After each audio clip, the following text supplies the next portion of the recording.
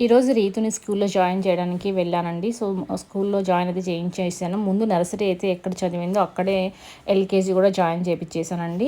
So, అక్కడ principal అయితే చాలా ఫీల్ అయ్యారు. అక్కడున్న స్టాఫ్ కూడా ఏడ్చారని చెప్పింది.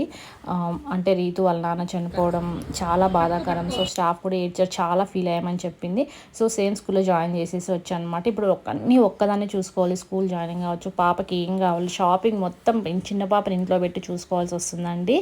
సో, అలానే వెంటనే పక్కనే ఉన్న జూడియో కూడా షాపింగ్‌కి వచ్చేసానమాట. స్కూల్‌లో జాయిన్ చేపించేసేసి. సో, రీతు ఇక్కడ చూడండి ఎంత అల్లరి చేస్తుందంటే అంత అల్లరి చేస్తుంది. ఇక్కడ చూడండి అక్కడ వర్క్ చేసే అతనితో కూడా ఆటలాడేసుకుంటుంది. ఈయన మూగాయననమాట. ఆ డ్రెస్ పాప సైజ్ అవైలబుల్ లేదని చెప్తున్నారు. ఇక్కడ ట్రయల్ చేపించిన ప్రతి డ్రెస్ నేనైతే రీతుకి తీసేసుకున్నానండి. So, Ritu dress and school నచ్చింటే కమెంట్ చేసేయండి. ఒకటే చెప్తానండి, అమ్మాయిని పుట్టిన తర్వాత ఇండిపెండెంట్‌గా బ్రతకడం నేర్చుకోవాలి.